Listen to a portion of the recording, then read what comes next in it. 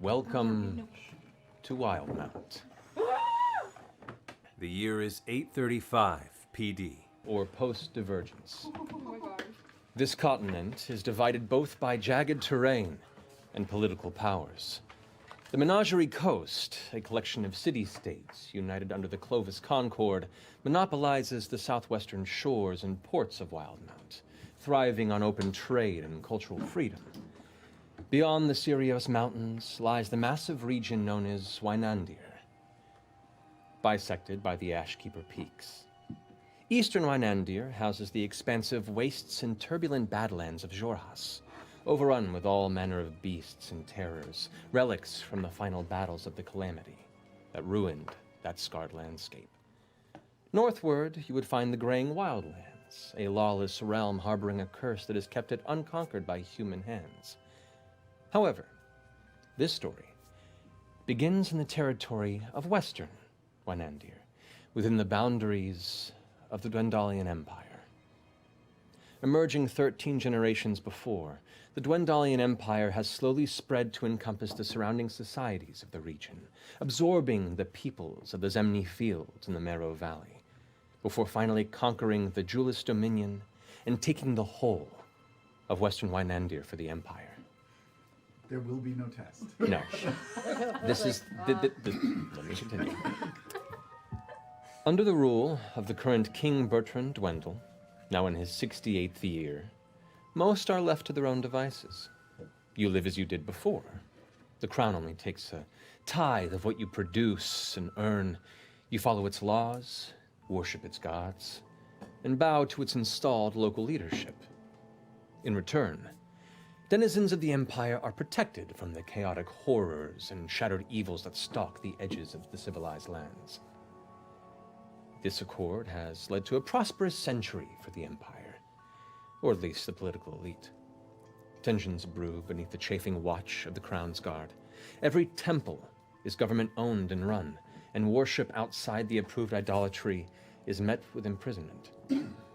Rumors of military clashes at the eastern border near Xhorhas have many common folk on edge. Our story, however, begins much smaller.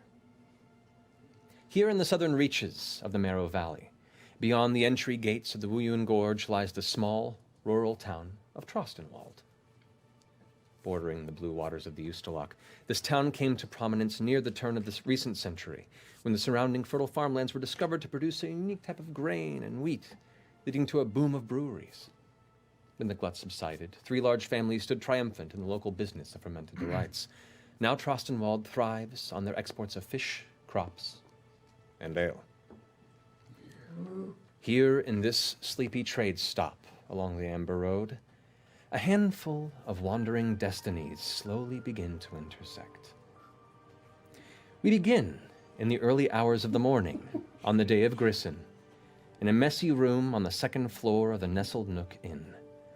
A bleary-eyed, bruised man in a tattered coat slowly wakens from his lengthy sleep, catching his small, snoring ally curled at the foot of the bed. Liam, if you would like to describe your character, please. Oh, Oh my god, no pressure! Were we supposed to prepare this? No. I'm pretty filthy. I have sort of a mess of reddish-brown hair and really filthy road clothes. I wear a long coat that I slept in. I slept about 20 hours last night. Geez, unshaven, a bit of a mess. So far, you're just talking What about color current are your Liam right eyes? now. I need visual. They're blue. Like it. There you go. That's it. It was a rough day yesterday, and that's it. All right. And your name is? Oh, Caleb. Caleb Widowguest. All right.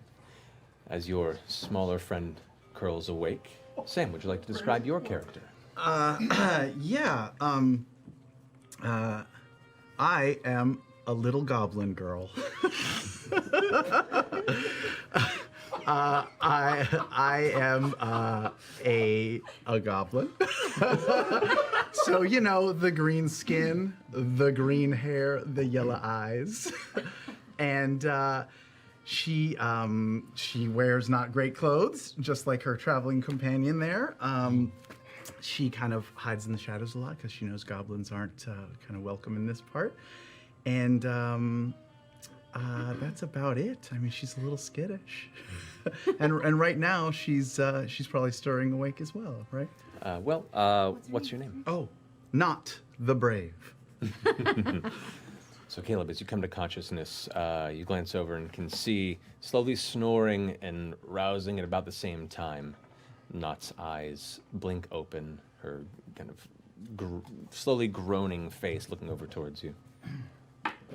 Oh, you're finally awake, I see. Oh yeah, motherfuckers. It's on. You were out for quite some time there. Rough day, eh? Not our best day, no. No, I mean, usually you're so good at everything, but yesterday you were just... Maybe you needed the sleep, is what you needed. Thank you. Well, don't thank me yet. I should probably tell you what happened while you were asleep. I mean, you were asleep for so long, I got bored, frankly. I was going through my pack and reorganizing. Has anybody seen you? Well, I mean, many people. I got bored. You've never slept that long, so I left. I went downstairs. I thought I'd do a bit of window shopping, and you know how sometimes I get the itch, you know? I do. Did you make it back here okay at night? I'm here, aren't I? Yeah, you are. Yeah, I did. But I might have been spotted by a few of the Crown's Guard. Okay, did you have the mask on? No, I didn't. But they didn't catch me, so. Okay. Listen, I'm sorry. Sometimes I get the urge. I've got to take something. You know, I was trying to replenish what you lost yesterday, and I failed. Well, we discussed coming to a bigger town. It's going to be a little more difficult now. You can't go.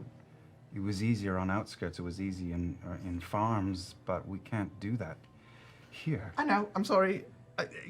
No, I know. You're right. Yep, it was. I just got a little bit, squiggly. That's all. Okay. Well, I think today you should have the mask on at all times. Yeah. And, good idea, Caleb. Yeah. It's better when we're working together. If you need to steal something, do it with my help. All right? Yeah, of course. Yeah. Back up the conversation a minute. Thank you, because I would not be alive if you had not. You saved my life, so thank you. No problem. Yesterday was really not great. Yeah. Well, we'll do better today, right? Sure we will. Are you hungry? Oh yeah, I'm starving. At this point, you notice the gentle smell of cooked meats and the promises of mediocre porridge and eggs just barely begins to creep beneath the subtle floor of your room and meet your nostrils. You prepare yourself with your mask set over? Yes, yeah. So I'm gonna I have a half a mask that kind of covers my goblin face, and with the hood over, kind of obscures. Maybe it's not a goblin. Maybe it's a little halfling person or something. The air is already bustling with townsfolk and all manner of travelers preparing to take on the day's responsibilities. Yorda, the 40-something woman barkeep with the shoulder-length blonde hair and weathered skin who you had previously rented your room at the inn from, frantically darts behind the bar while the red-headed barmaid rushes from table to table. It seems that the clientele is a bit more than they were expecting this morning. Yorda yells from behind the bar to the barkeep, "Adeline, 2 more brights, and a bit of mush at the corner table." And she kind of looks like, "I'm working on it!" And she runs over and heads back to the kitchen. There's a faint bit of music as 2 kind of slovenly-looking musicians in the corner are trying to work for tips with a small hat on the floor that looks like nobody's thrown any coin into it. But the tables are fairly busy, except for maybe 2 that appear to be available between the 2 of you guys, if you'd like to find a seat. Okay. Sure. Is that easy to do? Find a seat? Yeah, you walk over to it and you sit down. Is this how that works. how It's a you D&D roll? works, yeah. What do we roll for? Caleb, you notice out of the corner of your eye a gentleman enter the door looking kind of meek. Middle age, looks work hardened. He has kind of a heavy chin beard that is kind of unkept and a bit wild, but his eyes are warm. He's holding his hat in his grip, and he scans the room with an eager glance before his face brightens and he begins to push his way across the room, kind of in your direction, it looks like. Oh. He scoots over towards your table, and as you're about to turn and kind of see what he's about, Putting my hand on my purse. he pivots to the table next to you instead. He turns to you three. We've just been sitting here this whole time. Yeah. You've met this man the day before, Ronaldo, the fisherman, who you had aided. And as he approaches, he goes, "You, might I sit, please?" Of course, take a seat. Okay. What's that? And as he sits down in his chair, I would ask each of you to please describe yourselves, please, starting with you, Laura. Oh, well, okay. Well, I'm just, a little blue tiefling, that's all, with blue hair. And, I'm wearing like a pretty cute dress, that's all. And, I'm having a good time, we're just having a good time here at breakfast. All right. And you? Yeah. I'm, simple girl, simple needs, just wearing like kind of nice baggy clothes, some monk vestiges. They're in kind of like nice blues and grays. You notice I have a blue sash around my belt. Got a nice shave kind of going on, little undercut. Looks like maybe I put on makeup like 2 days ago, and I'm like, yeah, it's still holding up. It's fine. I can work with that. What's your name? Oh, we'll get to it. Okay. And thank you. And Travis, describe yourself, please. Yeah, I'm here too. Oh, what? I'm a half orc, sitting here in kind of beat up leathers. Have a big scar across my face. Do.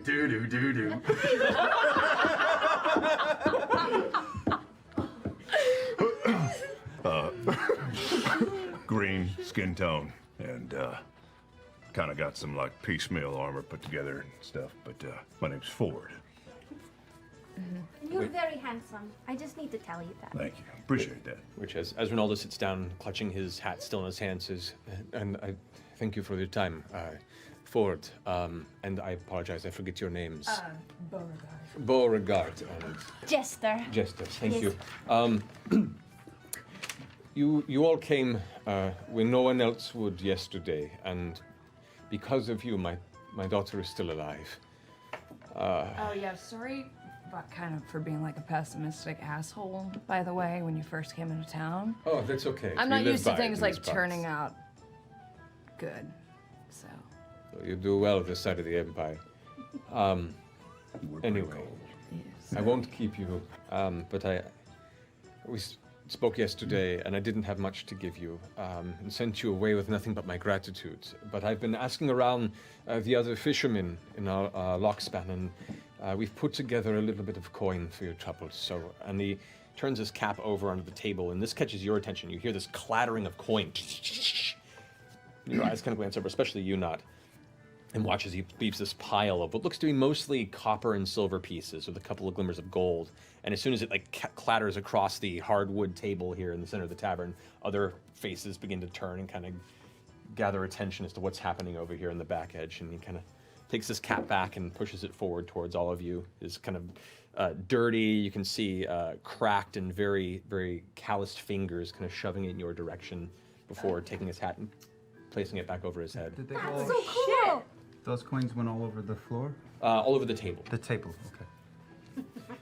I hope it's helpful, but thank you. Yeah. No. Oh wait, We can't accept this, right? I mean, it's too much. we're supposed to like at least say that, right? And then like still accept it. Right. I think you're supposed to do it if you say it. Well, I mean, he did go around to a bunch of people. That was a lot of work on his part. I would hate to make him go back to all of those people and give it back to each individual person. Fine. If he didn't keep a ledger, you know, we wouldn't want to do that. It's rude not to accept a gift, right? It's rude not to accept a gift, right? It's rude not to accept I a would gift. hope that is the case. Anyway, thank you very much. I'm sorry for getting in your way. And he stands up and gives you all a nod and kind of rushes out of the tavern, a little embarrassed by all the attention that's now placed on him by the other patrons. And as he leaves, everyone kind of goes back to their business. A couple of wandering eyes just starting to count what coins are there as you slowly mitt them in your direction. Oh, divide it up. Okay. How much? It comes to, there are 4 gold pieces amongst the pile, Okay. 22 silver, and 48 copper pieces. Gold, 22, silver. Can I clock How many? the room, see who else is Copper? watching her Perception count? check. Huh? How many copper? 48 copper. Is this the 48. first roll? First roll of the campaign. Oh, come on. Natural 20. And that's how you started. Ford. You glance about. You're narrowing your orcish eyes across the room, and you can see 2 other tables. There are some gentlemen who are peeking over, and as soon as they meet your gaze, they go right back to their business and completely shrink away. There are 2 gentlemen, or I'd say there's a man and a hooded figure at a table immediately adjacent to you. The man looks rather filthy, his hair a bit unkempt, and he's trying to just finish his drink. However, the smaller, kind of halfling-looking figure is just glaring intently and is slowly leaning in the direction of the table. That's creepy. Fucking disgusting. God. I think we have people watching us. Who is watching us? Well, just take a look right over there.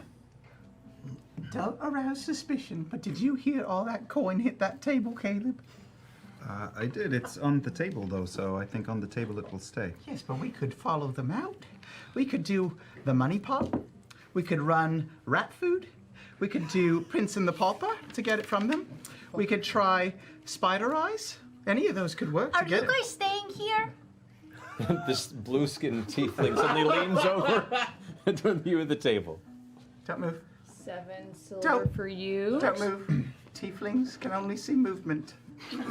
And 16 copper. I don't think It's that's very true. true. We have a hard time seeing things that aren't moving. It's very true. But I can hear you. You should take a bath. You know they have showers here. It's possible. What now? You bathe yourself in water. No, I've bathed before. Yeah, I know what a bath Because you is. smell really bad and it's wafting over this direction. I'm just letting you know. I would hate if I smelled that bad and someone didn't tell me. You know? I have only just met you. Hi, I'm Jester. Hi, I'm Caleb. Nice to meet you, Caleb. How much silver did I just get? 7! Woo! And 16 copper! Aren't y'all jealous? Morning. Morning. Make a perception check, Beauregard and Jester. Oh. Okay. Hang on, I have to put my Whoa! Are you checking your D&D Beyond specs? I am. I'm adding my gold and my 22. It's very important. And I haven't even flipped over my character sheet yet. Oh man. This is crazy. 19. Okay. I'm flipping. The somewhat meek female halfling who is now suddenly very reserved and not as filthy as the human compatriot that she keeps, seems less and less halfling the more you glance in her direction. The ears are folded inward but elongated, the tinges of green to the skin, and with the little words that have poked through her lips, you can see what appear to be teeth more jagged than expected of the half-folk. I just shout over and I say, "Good morning," in halfling. I know halfling, right? Yeah. Yes. So I'll shout back. Top of the morning to you.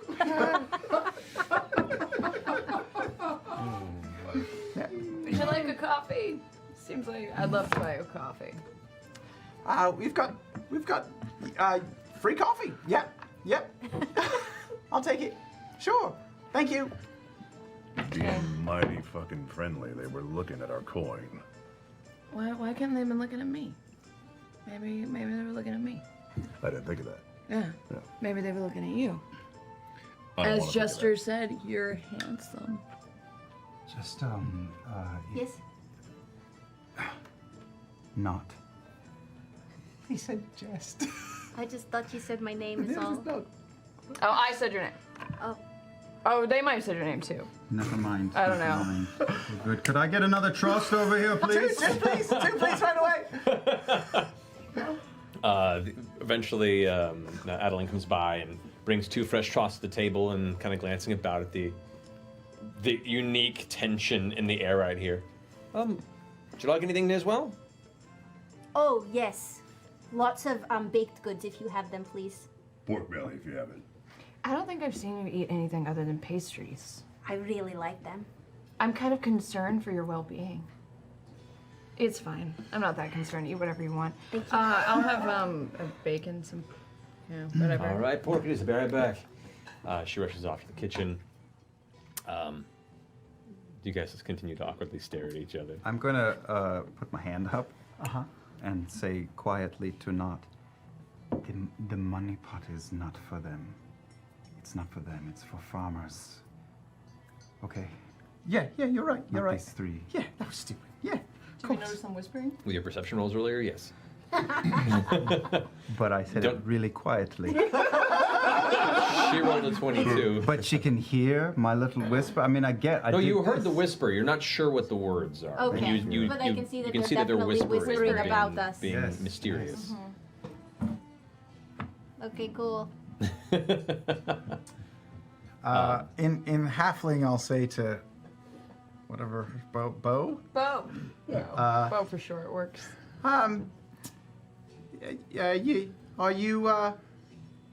Are you in town for business or pleasure? Can I inside check him? See what he's hiding? Make an insight check. Okay. Okay. Oh my god. What's my insight? What is he I gotta saying? remember. What I mean, you are a girl. What are she saying? Shit, that's really hard to remember now. You're asking me what I'm saying. Yeah, what did you just say? 13. 13? I mean, seems to be genuine. Hard to read through all the wrappings, shadow, and the hood still obscuring the face. Are you cold? Are you at the? Do you have the mask on right now? I think I do. Okay. Yeah, it's this kind of porcelain covering that has painted lips, and it's a little Really cool. it's a little unsettling. I mean, I'm sorry not to be blunt, but you know, it's pretty obvious goblins are not welcome strolling about in town. She's a goblin. Yeah, but you don't have to make a big thing of it, all right? There could be people who don't. No, that's right. She's my companion. She's my friend.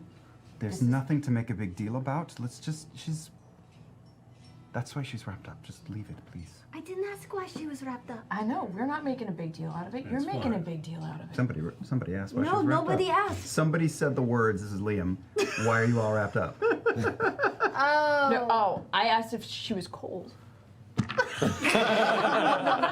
concern. She had a hood. That's and concern. As Caleb finishes oversharing, That's like it's over. Those old times, man. That was a different universe, different life. That was Earth 3. at this point, there is a bit of a commotion towards the entrance of the tavern. 2 shadows step into the doorway of the nearish noonday sun. The figures, one kind of eclipsing the other from behind, begin to step in. You notice one of them begins to step from table to table, kind of glancing about with a sort of grace to the movement. The other staying a few feet behind. Tell us if you'd like to describe your character, please. Oh, wait, what? I didn't think you were gonna be so soon. I know. Neither did I. Didn't either. But here we are.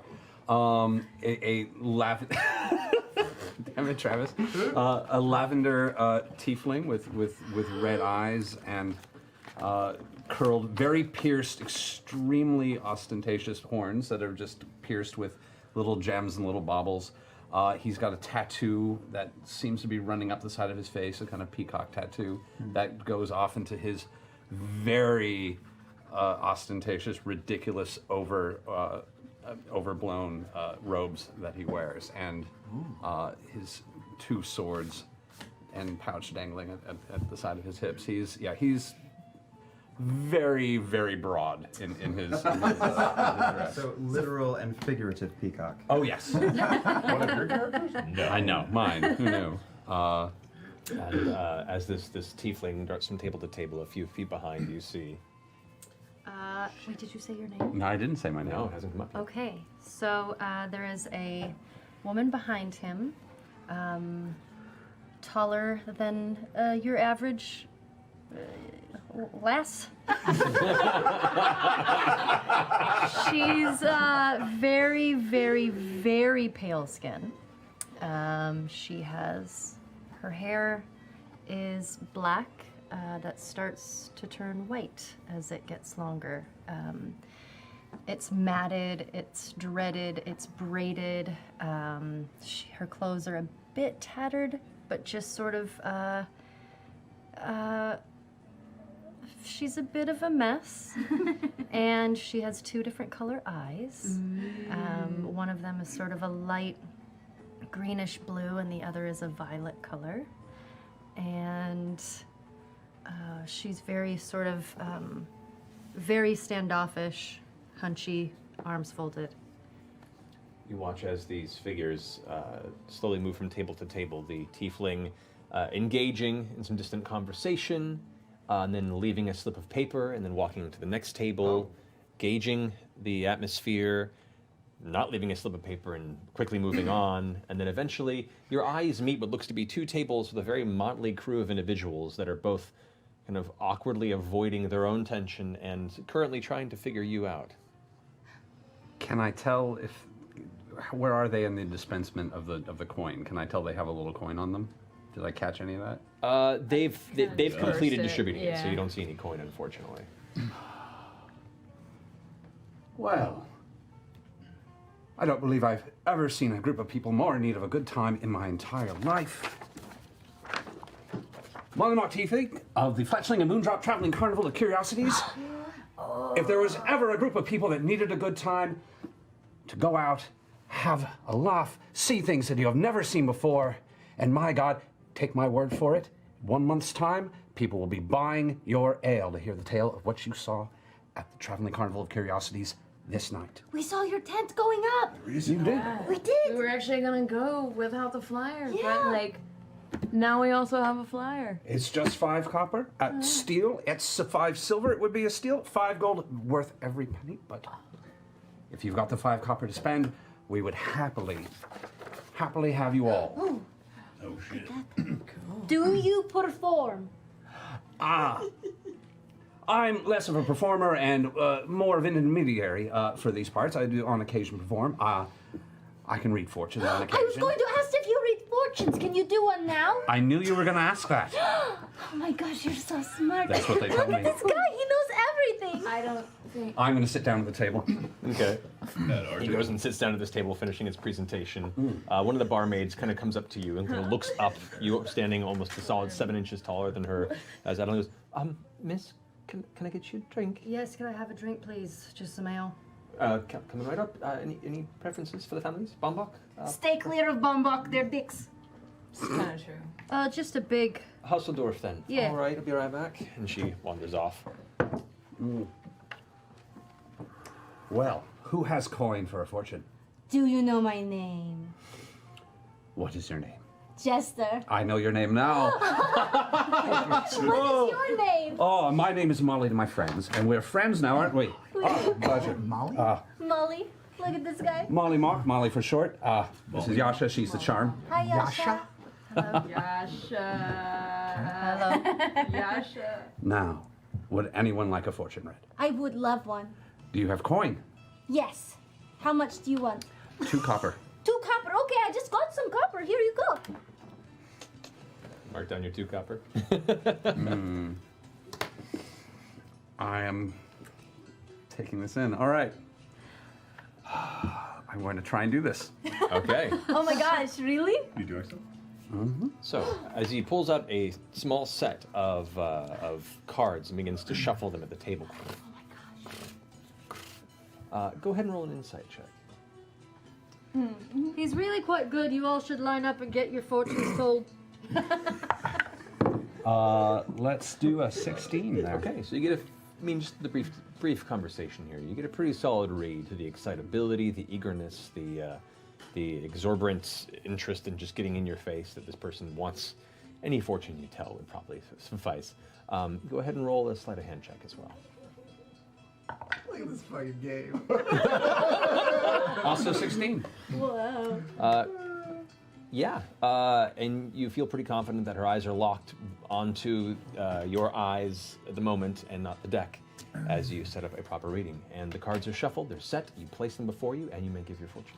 I'm gonna just keep my eyes open for any tricks of the hand, sleight of handies type tricks. Make a perception check. Okay. Perception. 14. 14, all right, everything seems pretty above board. Oh. Your first card, the Silver Dragon. Yes. This is good. You're pure. You're of virtue. You are a worthwhile and wonderful human being, obviously, or creature of some repute. That's what everyone always tells me. It's true.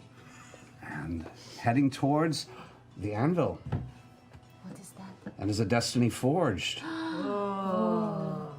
There's something bright and adventurous in your future. Wow. You know, we did just defeat a really big snake, so maybe there's even bigger things coming up, you know? Can I make another roll? Sure. Ashley Sleight of hand. confirmed worst hype man ever. 19. Yeah, easy enough. Even discerning eyes at the table, you are at the top of your game. The serpent card appears. Of course you did. Oh my gosh! Look at that! How did you even do that? I saw the cards. I'm just simply a vessel of higher powers. DM. While everybody's watching this shit happen, may I cast Detect Magic in the room? You may. You kind of lean back and subtly begin a brief muttering of an incantation. Your fingers kind of wash through the air with a faint silver gleam across your fingertips. Nothing magical shows up in the immediate vicinity. Will you ask the cards if I'm going to find them? He's bullshitting her. If you're going to find her, Him. give me a little bit more. Who is this him that you're looking for? I'm looking for my dad. 14? Just fumble for a second, but the card still finds its way through without issue. Pushing through. The eye card pulls up. You've already found the clue you're looking for, you just don't know what it is yet. Really? Apparently. That's what the cards are saying. Oh, wow. It's right in front of you. Does it say how long ago I found it? Because that's... Sadly, I don't have that sort of specifics. That's much more expensive. Oh, that's going to take a lot of thinking. Well, you find us at the show, you'll find my tent, and I'm happy to give you a more complicated reading. I can't wait. It's going to be so much fun. So much fun. Yasha, at this point, the barmaid, Adeline, comes up and hands you the ordered ale. Thank you, my lady. On the house. On the house. It is our good Very fortune kind today. of you. Do you perform the circus too? No, I do not. I just, I put it up. Oh, cool. Yeah. You're like The tent. a roadie. Yeah. It's a big tent. It would take a lot of work. I put up the stage. I move things around. I'm very strong, but I don't do anything in the show. Some of our acts are a little complicated with performers who are not of the traditional variety. Can make some of the locals get a little shifty, if you know, and it's good to have a few people around who are capable of keeping issues contained. Yeah, is that why it frighten says people. no admittance to the elderly? You don't Oh, want to yes. deal with those Riley Or elderly. the ill. Or the ill, yeah. Why no elderly, though? Ill kind of makes sense, but elderly? We cannot be held responsible for anything that may happen to someone who is ill or infirmed. It is such a exciting, impressive show. We've had people die watching it. Really? Yeah, Just it's from that excitement? exciting. Just from excitement. Wait, they died in the show or from watching? Yeah, just like heart attack. Wow. Just from getting so It excited. can be I a guess. lot. Oh, man. Rat fire. We gotta get so wasted. When is it? How long is it? When is it? Well, it is actually the day of Grissom, and your first show is tonight. His first show is tonight. Well, we have plans tonight. Hey. Do you stinky people want to come with us? Kaylee, we don't have any plans tonight. I guess we could go along. I wouldn't mind seeing. It'll be fun. Or you could stay here and buy beer for the people who do see the show so that you can hear all about it and pay more. Yeah, we can go. This is going to be so much fun. Yeah, it sounds like a good night. Yeah. Look at all these friends we're making here. This is a good city. Yeah, it is. Yeah. Well, you are all the most charming people I've met in, yes, I finished my beer. Well, we better be getting on. Yep, nice to meet you all. You're so wonderful. Charm, pure charm. See you tonight! And as they get up and leave you, Yasha just downs her entire ale, slams on the table, and both of them walk out, passing a couple more flyers at off tables, and then exit out into the rest of the day's sun beyond your sight. She was awesome. She didn't say much.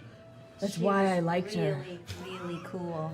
Yeah. Did you see that cool thing she had going on yeah, her chin? that was rad. That's interesting. I wish I would have thought of something like that. Did Yeah, I mean, you could maybe do something like that in time. Just like wait till maybe. you? She doesn't know that I'm copying. you I did- can't yeah, do it you can't tonight. no.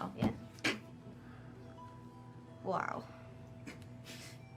Cool. What do you guys want to do now? Was he using magic? I don't know. Are you? You're superstitious. Yeah. No. Okay. No, not superstitious at You- all. Sure. Why? I mean, I like kind of what he was working in was kind of like he was kind of doing a little shit. Like That was he's a not- smart guy. For the record, there was nothing magic about that. Maybe he's good at reading people, but that was not magic. Oh, How do you know? Caleb knows everything about magic. He's been even teaching me some. He's real good. You should see him. He can. Caleb, are you Wait. going to go to the academy? That's silly. Why? He could if he wanted to. He's really good at magic. He can make a cat appear and disappear whenever he wants. Really? Is that true? A cat? You watch as just beneath the table, this kind of orange, kind of patchy tabby kind of leaps up onto the begins to move. Oh shit! What's his name? Oh, Or her name? well, it is a he. Okay. This is my cat Frumpkin. Frumpkin. Frumpkin, yes. Oh, can I call him Lumpy? You can call him Frumpkin. Look at this Lumpy! Oh. Made in England. It was a little show gift from Marisha. So this is Frumpkin. He's here. That's so great. Yeah. Yeah, and that's not all he can do.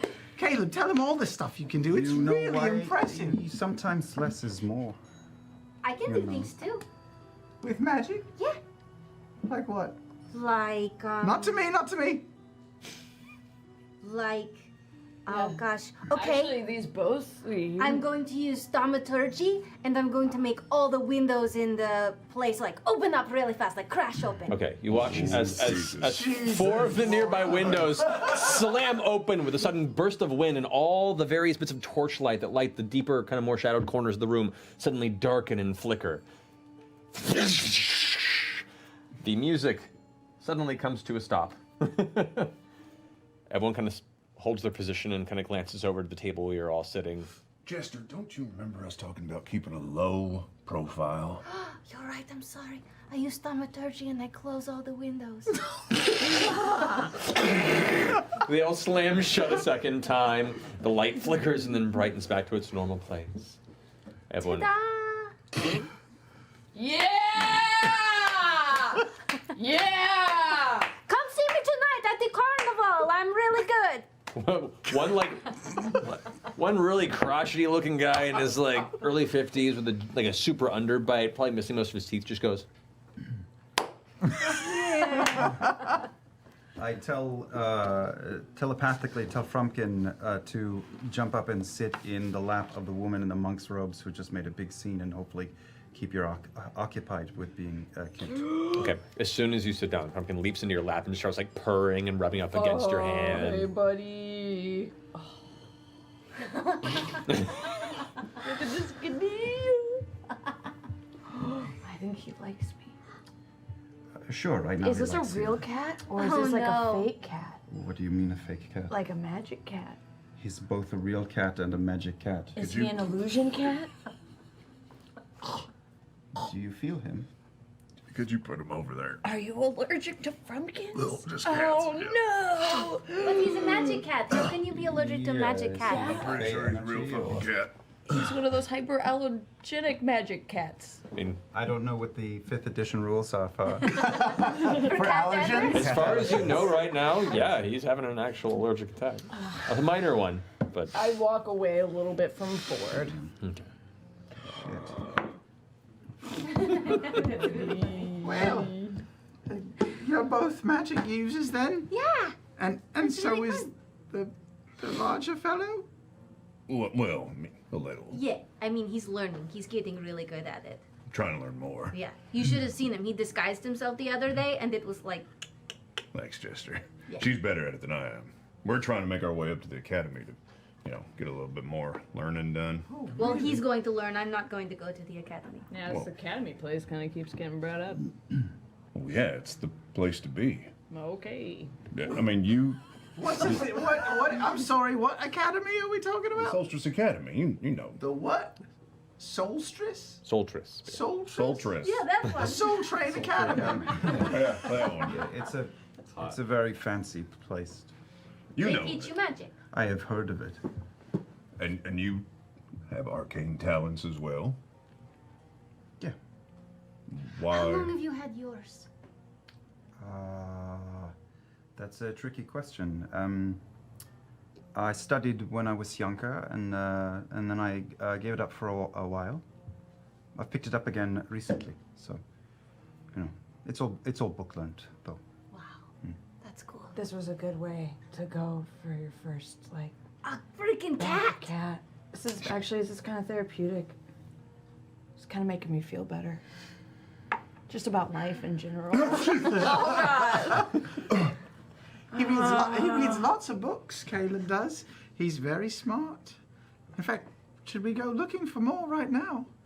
I mean, in a little while. Can I see one of your books? Well, and I sort of pull apart the lapels of my coats. I have a book in what modern day people might think of as holster straps, but there's a book hanging here, and a book hanging here. Ancient people would call it a holster as Yeah, well. they got gats. Bap, bap, bap. We're busier. The books are right here. I have these, but these are family heirlooms, so I don't share those. But no, I like to read. Yes. That's all. Okay. And I'm a bit of a self-starter, so I have to find. Good luck at the academy. That's Rafa here. Well, Do you know anything about it? I mean, because we're just going up. Just We know it's beginner's like luck. rich people that go there. We have to find a way to get you in. Right. Yeah. all I know is how hard it is to get into. Yeah. Okay. Now you show what you got, and we'll see who wins. I got a pair of 4s. I got 3 5s. Shit. So I I think draw all my this- short sword. I Don't take my immediately money. grapple him. Make an athletics check. You make an acrobatics check. Acrobatics. Yep. 24. Whoa. Oh, 14. Whoa. So the female goblin draws a short sword. You reach out to grab, and she slips out of your grasp and is now holding the blade at the edge of the table. You're cheating. Somehow you're cheating. Not. That's fine. That's fine. She won the my 2 silver pieces. We'll just leave it at that. We don't. I'm sorry. That's okay. She's very jumpy I'm sometimes. sorry. I'm sorry. You can understand. We have been living in the woods for a long time. Every time we come near any place like this, we're attacked, jumped, followed. So I apologize That on was behalf stupid. of my I'm friend. sorry. I shouldn't have done that. I'm sorry. No, it's okay. Just don't do it again. Yeah, But I'm sorry I took all this money from your friend. That's making it worse. So Oh, just Maybe take the okay. 2. give some of it back. Why though? But I want it. Your Laura is showing.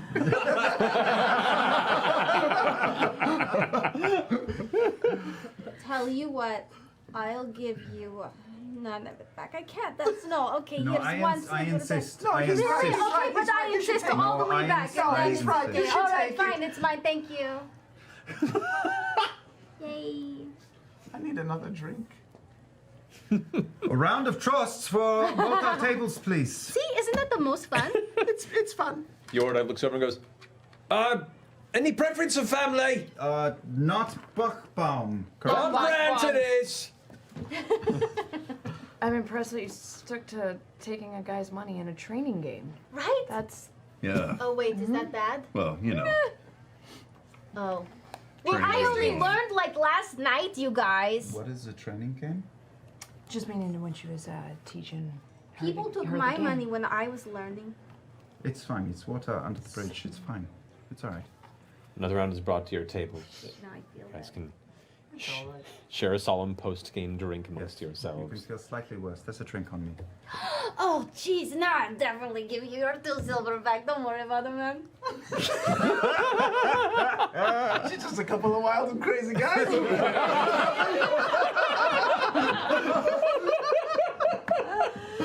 Yes. Have my baked goods come out yet? They have. Okay. Your meal's been presented for a while now. You've had the opportunity to eat most of your meal. That is actually real. That's the power of imagination, Sam. That wasn't there a second ago. Bangarang! Right there for you. So you all finish your independent meals and you can decide to continue your conversations or go about your business for the day. Do you guys want company? Do you want us to come and hang out with you today? I don't know about that. That sounds risky. I don't know. Do you know something? Yeah. What?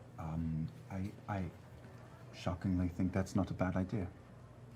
To have these weirdos with us? I can hear you. Yesterday was a very bad day. Yes. And Well, I suppose if we surrounded ourselves with weirdos, then maybe it would take some of the heat off of me. well, yes, bottom line, can you hang with the goblin? Bottom line, and I touch Not's shoulder, and I cast Blessing of the Trickster. Oh, Jesus. She's gonna kill me Okay. right now. Any magic kills a goblin instantly? Yeah, instantly. That would be the worst. The worst character choice ever. We will mourn her. All right. Truth. Perfect. All right. Yeah. Okay. So there's a slight sense of kind of warmth that emanates from under her hand, and for a moment you look over and glance instinctively, ready to almost draw your sword again, but it seems to quicken your reflexes. You have this kind of surge of adrenaline that doesn't quite fade You have advantage on all your stealth checks. for the next hour. Thank you. You're welcome. That's very nice. Yeah. I don't have a problem with goblins, but you guys aren't any sort of trouble, are you? No one's after you. Because she is like all kinds of trouble. No one is after me. Can I make an inside check? You may. That's amazing. 13. 13. Do I roll? If you want to go ahead and try and lie, then make a roll. That's a 14, except -3 to performance. I've been waiting for this for so long. So that's an 11. So, are you lying? I am lying. I am definitely on the run from someone. Yeah. Good to know. So, What's this? the mask. Oh, I'm just fascinated by the mask. Looks well made. Did you make it? That's a good fucking question. Did I make this? Did I don't make things. No, I presume, and we discussed this a little bit, we presume it may have been scavenged from a porcelain doll. Oh, that's cool and gross. Yeah. Cool and It's gross. like, what's her name? What's her name? The creepy doll. Yeah, Ada. Annabelle. Annabelle. Oh yeah. No, don't say that. I don't want to see art with you with Annabelle face. Too late. The internet's running with that Check now. your Twitter. And it's there. It seems we have all day. What were your plans? Not much. We were going to sample the trusts, the different trusts, and I wanted to maybe do some book browsing. Nothing major. What's a trost? Brewery tour! Beer. Ale. It's ale. We just can't it's go what by they the do here. bombok. Yeah. But What there's, happened with the bomb box? there's two others to choose from here. Yeah. They're who we loaded crates for. And And then they're we kind of swindled their who we sort of employees. stole Didn't leave from on the us. best of terms. No. Which one is the DM? The Yes. one that everybody knows has got the blessing of Frida Lange and the. Is that the Starosta Von here. Brandt? No, that is actually the Baumbach. Shit. Yeah. Yeah, the Starosta is kind of tied with the Baumbach Right, family. right. Like Right. we're That's the- imaginary beer snobs. That's the now. one you need? Is that, I those are don't the need- people no, that we've I'm just become. saying the one that you swindled It's the is end like time. got the blessing of the big cheese here. Oh. Well, why do you need it? We don't need it. It's just pleasurable to have a trust, is what they say. She kind of needs it, I but need it. I need it a little bit. You need beer? Comms. Well, I prefer the harder stuff, but I'll take what I can get at this point. Oh. Yeah, I'm sticking with this fucking accent for the next 2 years.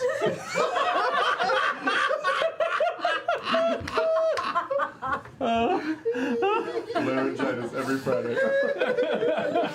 Oh my god. That's so great. Cool, all So right. beer tour then circus. But I gotta say, I just, I miss those two people we ran into for the carnival. I might but- just wait for the carnival. If we actually. just, montage through a beer tour, we'll quickly get to them at the circus. Yeah. Uh-huh. To the carnival. We can totally do that. can't we just Yeah. bring my book browsing down to like a single roll to see if anything of use Yeah, we happens? can do that. We'll, Yeah. we'll say if you guys decide to go ahead and travel, the five of you, you make your way through the town for the day. You coast around the Husseldorf family brewery. You meet Voss and June, who are the two very nice ladies who run the facility of the Husseldorf family. You avoid the Baumbach, but can acquire Baumbach ale from other taverns in the town, of course, and the Von Brandt family brewery. All of them, as soon as you say Trost, they correct you and say the family name. There seems to be, they're very intent on getting rid of the name of Trost as an overall discussion of Trost brand brews and trying to make their family name, like, there's an offense to the point where you're like, oh, Jesus, I didn't Like realize. Kleenex and tissue paper. Yeah, a little bit. All right. Folks begin to prod their heads out into the open air, curious about the source of this unusual din. And you find your vision capturing a small procession of flamboyantly dressed people parading through the central road. A lanky man of some obvious elven descent leads the pack, his long, kind of ashy brown hair curling ever so slightly past his mid-back, his long coat and tails knocking around by his skipping step. Two halfling women in purple and green bodysuits dance from side to side, handing flowers to children and flyers to adults. As a bald man, in a neck-frilled frock coat of bright red, his face adorned in vibrant orange makeup to look like the setting sun behind him, plays the violin that you heard earlier in an upbeat, jovial manner. A tall half-orc with a masculine man with a well-groomed handlebar mustache that curves out to the side, billowing white silk shirt and black trousers, follows behind with a big drum slung over his shoulder going boom, boom, boom, boom, along with the fiddle. The tiefling man of lavender skin that you saw earlier walks along with a grin, juggling two curved scimitars as he walks in place. Almost loses one and catches it. Continues to go. Families are beginning to gather out to see this display. Two dancers, a woman of, the two dancers part, and then a woman of short, fiery red hair and dark skin walking between them, lifting a small candle before whoosh, a giant burst, a gout of flame emerges from the front of her mouth, brightens the vicinity, and everyone collectively gasps and begins cheering and clapping as they continue the walk.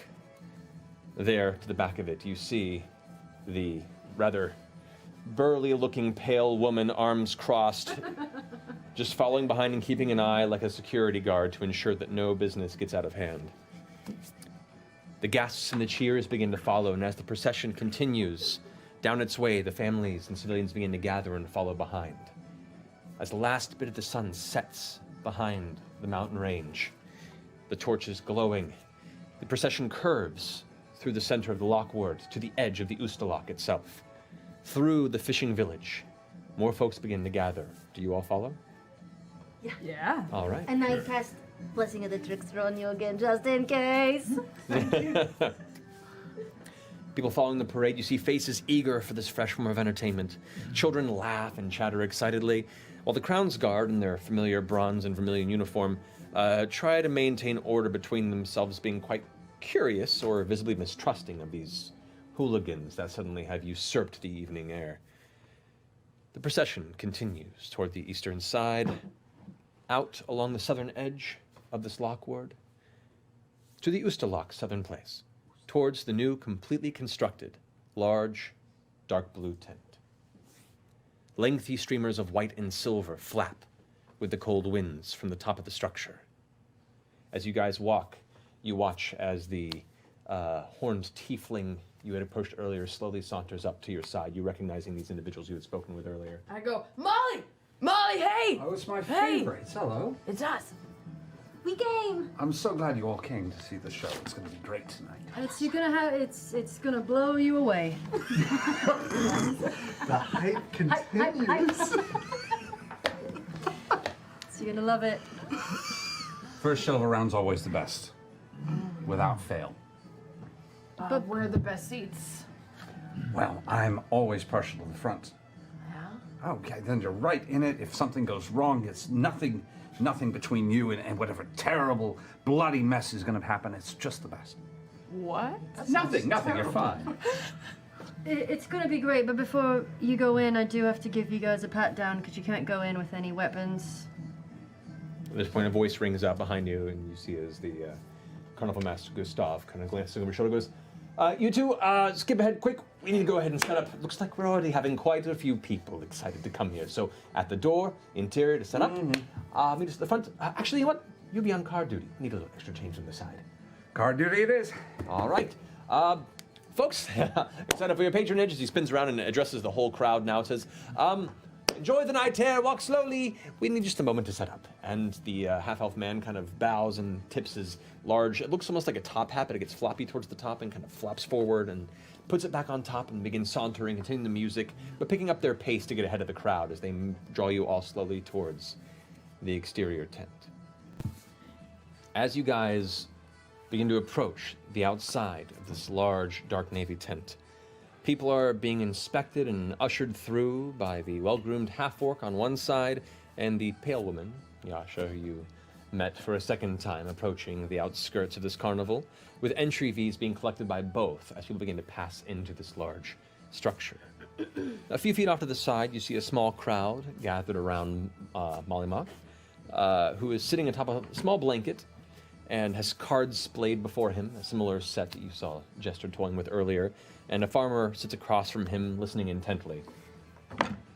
All right, so, what can you tell me about this here cough? How long have you had it? Oh, going on like 3-4 months? It looks like it's getting better. Oh, yes. Does it feel like it's getting better? All right. Right now, yeah, I did. Yeah, look at that. I would maybe breathe a tincture or something. Maybe you should get that looked at. Right, from who? What do the cards tell me? Some sort of physician, perhaps. Right, of course. Oh, thank you. Thank you so much. And he places a Platinum dragon be with you. Thank you. stands up. Oh, dear, a physician! And he walks off. Give me strength. Well, what happened to He's amazing. no sick people? This is outside the tent. Yeah, he does not. Yeah, he doesn't enter the tent. He goes off the side. Fair. It's good to see you all here, though. Yeah. Here's the thing. Some of us have weapons that we don't want to pass away to other people. So how much of a chance is it that we could get through without having to do that? Well, you can't see the show if you have a weapon on you. Right. And we really want to see the show.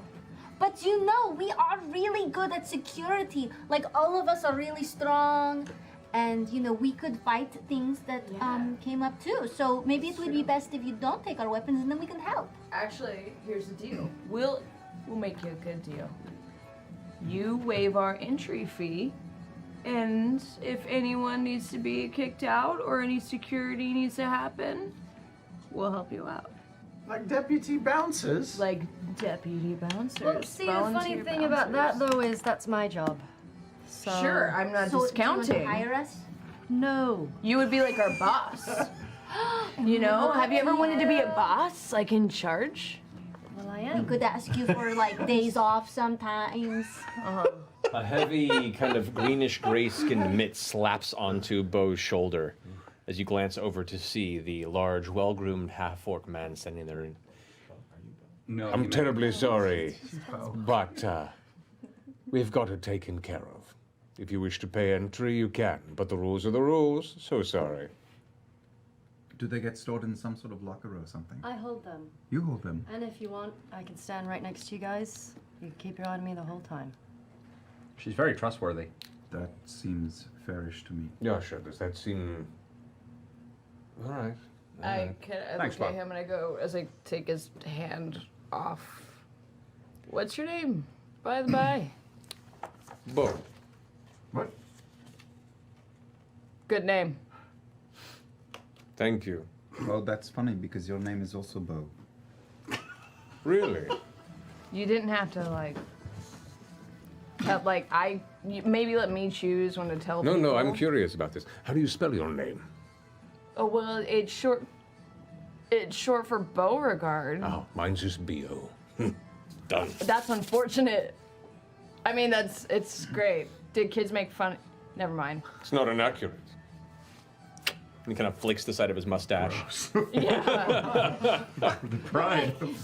Like, is his mustache especially BOE? Like, what? Yeah. That's really gross. Make a perception check. Ew. I don't want to get close perceive enough. this. Good, I'm glad I didn't roll very You know well. he's using Can I like- make an insight check? Is he like a creep or is he just? Make an insight check. Go for it. Okay.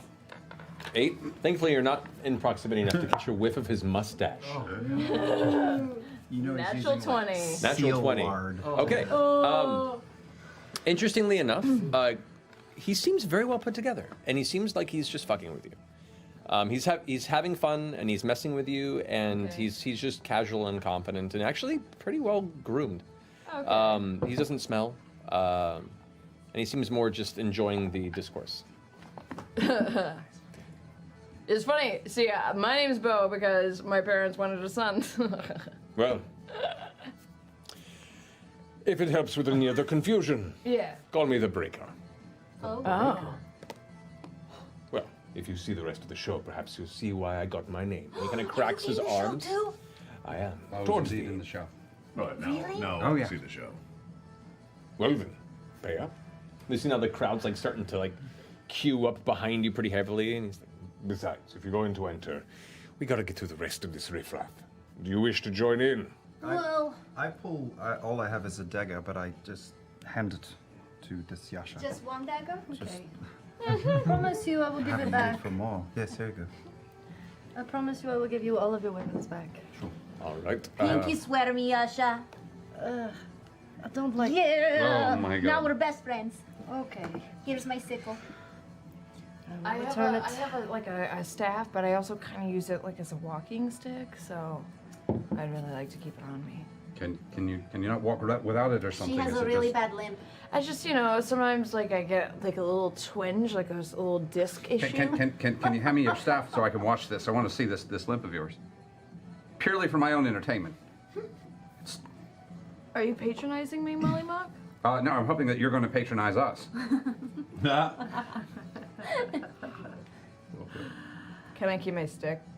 Can I keep my this? stick? I'll take it and I can just carry you to your seat. How are you carrying all of these weapons? Because I'm really fucking strong.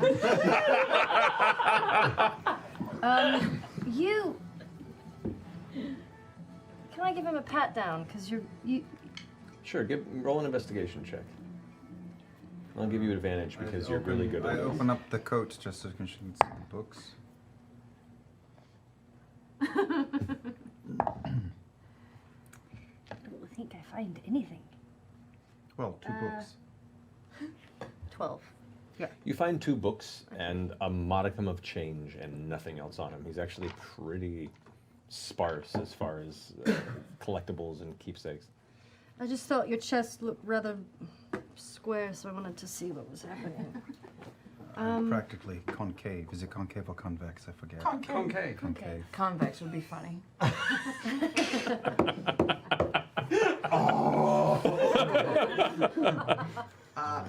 I'll hand her my short sword, but not my little crossbow. Okay, make a sleight of hand check to try and hide that. 4. Oh, wait, 12.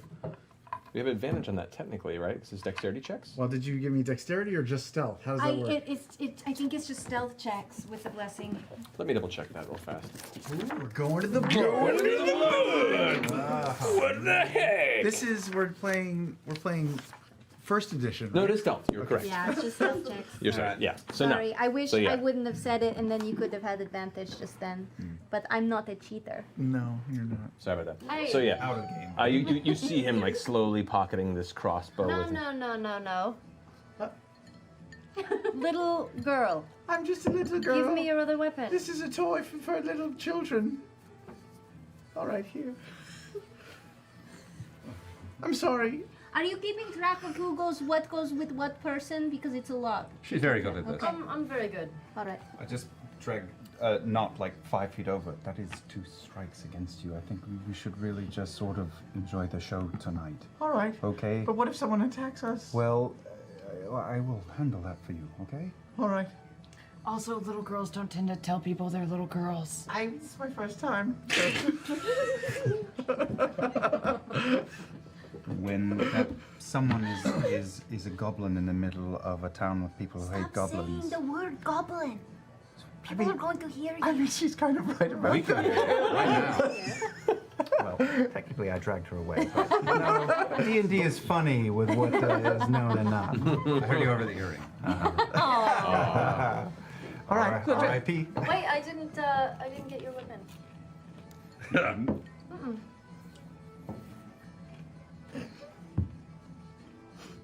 Do you want to stare at me all day, or do you want to give me the weapon so you can go watch the show?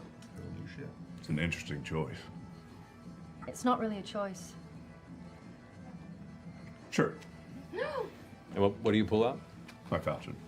Your what? A falchion, a large curved sword emerges from a sheath on his back. The big. It's a large curved sword. Oh, yeah. I twist it around a little. Kind of play with it. This Don't is hurt nice. yourself. I won't. Very nice. I like it. All It's right, a would you guys falchion. like? And you guys you're going to hang out with us the whole I night, will hang right? out beside you so you can watch. Make a perception check.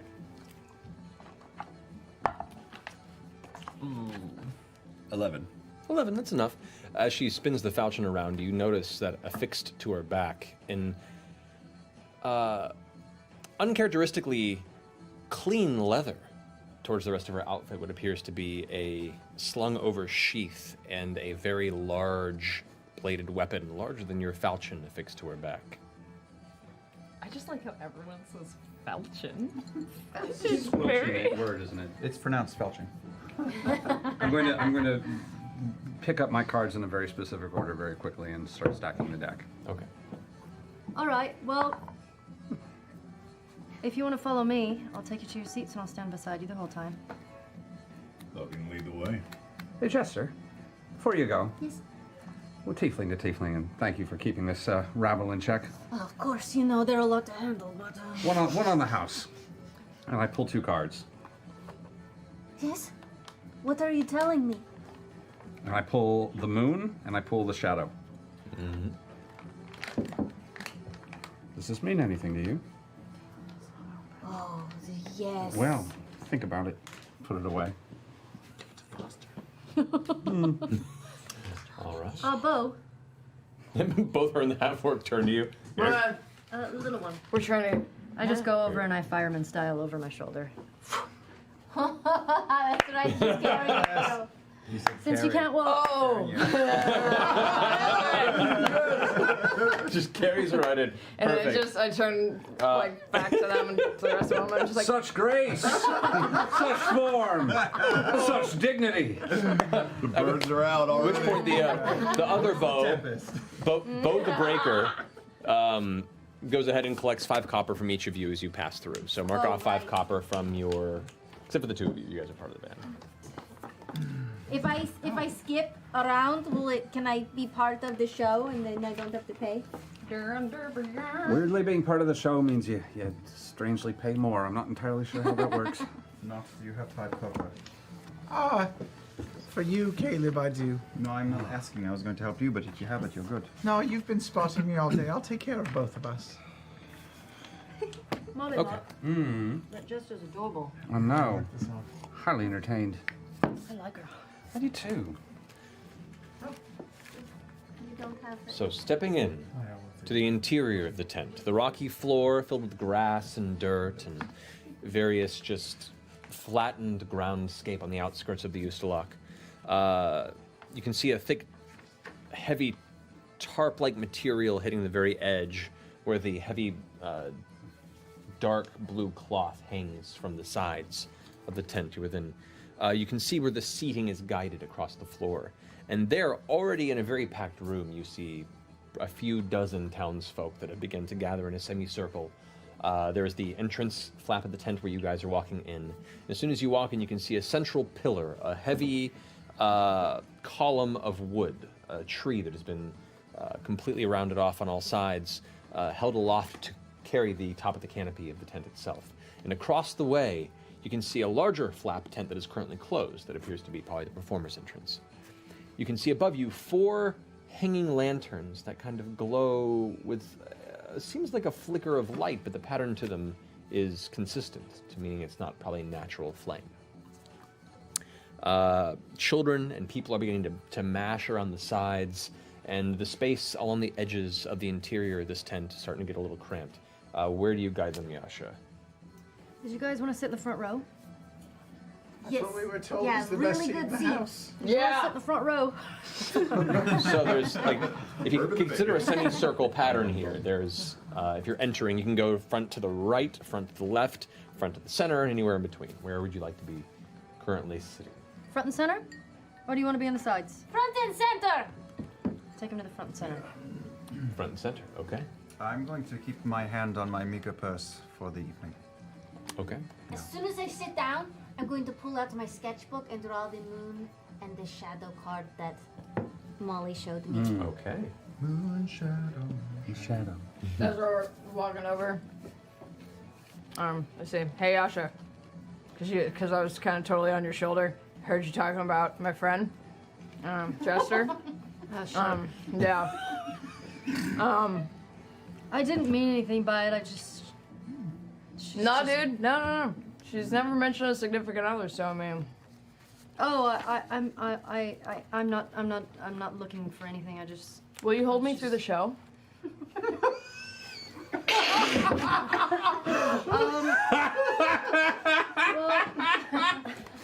Oh my god. Cradle me? I mean, that's an extra charge. We do that though. How much? Well, it's an extra 5 gold pieces. Gold? 5 gold. These arms are worth a lot. It's a very swaddling hug. You've never experienced anything like it. It's gonna be. The full experience. It's the best way to see the show if that's how you want it. I'll give you 5 silver just to have your shrug to sit on, so my butt's not on the floor. I don't take off my shrug. Oh, sorry. How about you just keep your money and I'll put you in a chair and I'll just watch over your weapons? Okay. Okay. Hey, Yasha. So, So she places you on the ground, as there are no chairs pulled here. On the ground, I mean, because there's no chairs. Oh, there's no chairs? No, it's open floor. I was picturing like benches. That's okay. There's no benches? Oh, fuck. Where are they going to transport benches from place to place? Yeah, no. That's a good point. That's a good point. Cross-legged on the Worthwhile ground it carnival? is. I don't know. Well, sorry, you have the fletching and moon drop Bring to a deal with. cushion from home like a regular person. So as the music has died down and everyone begins to kind of crowd and whisper to themselves, eventually it begins to quiet a bit, everyone having their seats. The familiar sound of the fiddle begins to play, and everyone quickly gets quiet, begins to come to a hush. The music seems sourceless in the interior of the tent. Everyone begins to look around to see where it may come from. You hear points of hushed looks pointing off in different areas, and at the top of the tent you see, seeming to stretch and fall, like a slow drop of water. The man in red you saw earlier descends from the top of the tent, but now dressed head to toe in a matching deep blue outfit and full makeup, to where he just sort of appears out of the canopy of the tent. He hangs from a rope by one foot. It's wrapped around and kind of clutched as his foot catches the edge, playing his violin ever so slowly as he carefully descends, and then at the last moment releases the rope and lands on his feet, continuing the music he's playing. He slowly spins as the longer-haired elf leader of the earlier parade that you saw, the one that had barked back briefly to your two new friends over here, enters the tent from the distant flaps of the performer's entrance, his head now sporting that same tall hat, flopping backwards at the apex. He extends his arms, removing the hat, and takes a deep bow as the crowd begins to clap. Ladies and gentlemen of Trostenwald, I am Carnival Master Gustav Fletching, and allow me to welcome you to the Fletching and Moondrops Traveling Carnival of Curiosities. I ask you, each and every one of you, hear some children giggle as he kind of makes eye contact, grant us your imaginations this eve for but a trifle bit of time, and allow us to reveal a realm of laughter, mystery, danger, and beauty. I see you've already met Desmond, and he gestures towards the man in all blue who's playing the fiddle. He'll be part of our story tonight. So keep a wily eye for the shifting fool. But first, I tell you a tale of two sisters of the Fae. As Desmond slowly leaves the tent, you see two armored guards by where he is now have entered. To the Crown's Guard of kind of stepping by the entrance where you walked in and kind of watch him pass. Lost without form into the mazes of the underworld. There, where the body would break, they found a teacher in a mystical serpent. And the gift they received was the ability to bend with this maze that captured them and slither their way back to the surface to reclaim their place in the world.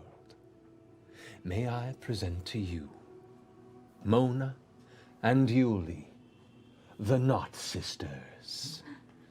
As he slowly backs through the performer's entrance, the two halfling dancers you saw earlier in the full-body suits emerge from behind the carnival master as he discreetly exits. They sport serpentine makeup, scales affixed to the sides of their face and arms. Approaching the central spire, the pole that holds the tent up. One immediately leaps under the shoulders of the other, bending her back a near impossible amount, creating this humanoid sculpture that you see the front row kind of cringe at the idea of the pain that would cause an average individual. But these halfling women are very nimble and able to create almost a single form out of two bodies. Their rigid form becomes fluid to the eye as they move and shift the music. The violin now sourceless once again, not seeing where this Desmond is placed, but they seem to move as it picks up speed. I was expecting more Ringling Brothers, actually. Suddenly, the top one folds over and slams into the ground, tumbling across the center in a wild display of physical control. The two of them begin to tangle and wrap like two battling snakes, their bodies seemingly disconnecting from the rigid halfling forms you had seen, and you swear for a moment, becoming serpentine-like as they intertwine around the base of this pole.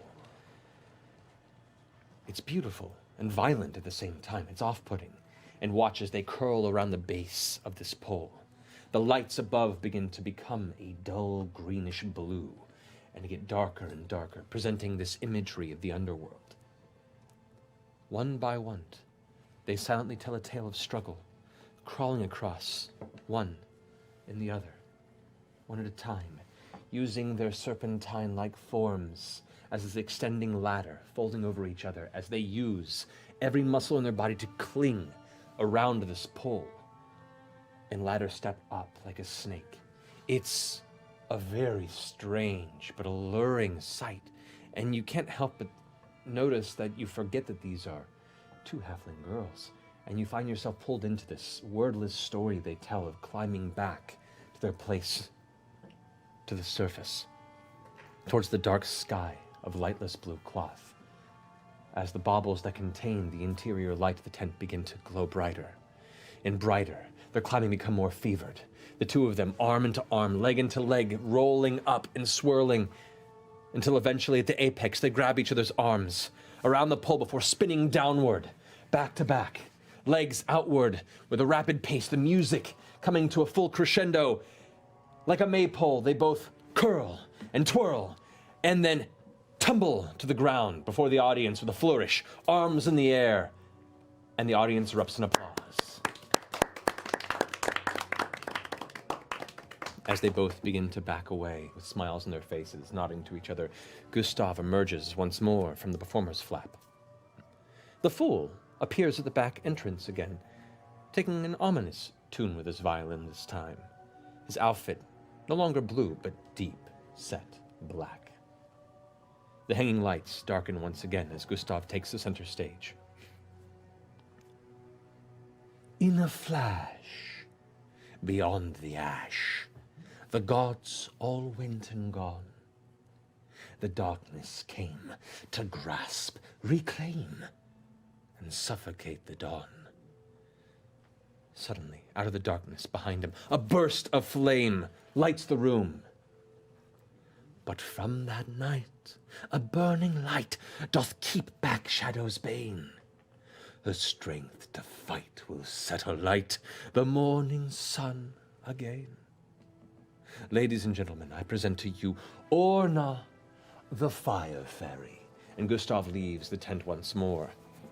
As you watch, a pair of metallic fans, alight with flame, now frame the beautiful woman of short red hair you had seen before in the procession. Gustav slinks into the darkness and vanishes as Orna spins in a hypnotic twirl, her simple dress of golds and reds almost glowing in the firelight around her, the flickering of the flames giving her the visage of a warrior goddess battling the dark that surrounds. The frenzied fiddle of the fool picks up as she twirls the fans in her grasp, her face stoic and graceful simultaneously. The hushed awe of the audience fills the air, watching this magnificent warrior strike at the shadows. The lights above flickering brighter with each spin and dive, banishing the shadows from the room. She matches the pace of the music, drawing to a crescendo and leaps and barrel turns that climaxes with her striking a powerful pose as the lights rocket to a victorious luminescence. Once again, the crowd goes crazy. This is really different than the most carnivals that I've gone to. Very artistic. Yeah. We get that. Gustav enters as she exits with a bow, the fans flickering out. He enters clapping at Orna. A low drumbeat begins to beat in the distance as the fiddle grows tense once more. Even as the sun would rise anew, bellowing roars will quake the lands of Jorhas and beyond. Terrible beasts, now freed from their dark masters, scattered into our world. A terrible, guttural roar shakes the room, followed by the sound of grinding and dragged chains. From behind the performer's flap, the half-orc Bo, who you had met earlier, the breaker, and the fool, who is now still playing the fiddle, yet the bow of it continues to go on its own as he drags the other chain with his arm wrapped around his forearm. The two of them pull something through the flap. It swells, and from beneath it is revealed an enormous creature of green, scaled, slimy-looking skin and a corpulent form. Large toad-like legs frame a rotund torso and muscular arms that are manacled and pulling him in. It fights and struggles against the taut chains as he's pulled further and further towards the center of the tent, but is held in place by the two men. It roars a second time. The front row immediately pulling back and screaming. You hear kids begin to cry. A handful of townsfolk shoot to their feet, grasping their children in fear, preparing to run. Have we ever seen anything like this before? Yeah, what's it look like? Well, he just described what it looked like. Looks like a... You know, by name. It's corpulent, frog-legged. You have not seen this creature Nothing before. like this. Okay. Gustav continues, seemingly unflinched by its approach.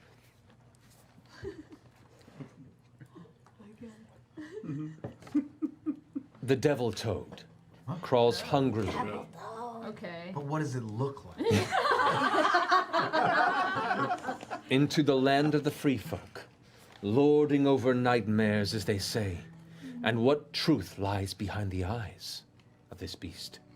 What would be learned when the guiding heart of innocence pierces the hateful soul and brings it to see beauty for the first time? I present to you the vivid voice of Toya.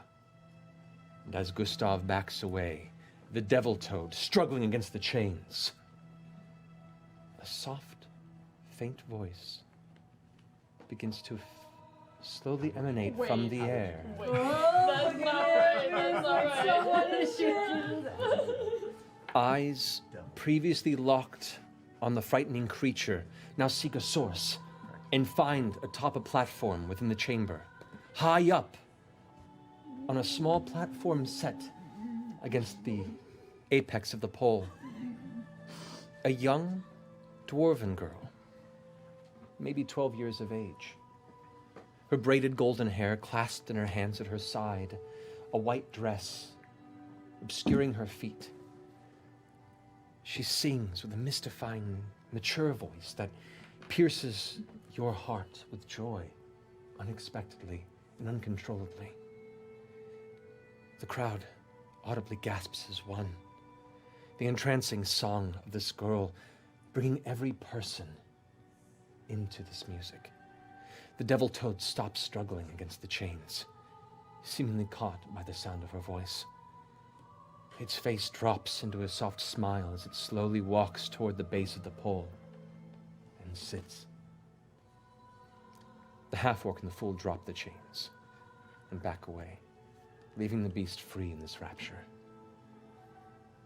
Her voice almost begins to summon a chorus from the ether, nearly magical in nature, as there are no others but her joining into this piece. Her smile is infectious, and you can't tear your eyes away.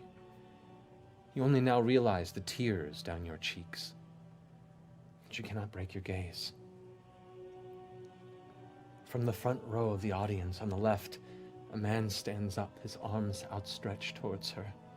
His dirty cloak falls away, his face and skin racked with age, and you see his legs shaking as he stands, his cheeks wet with tears.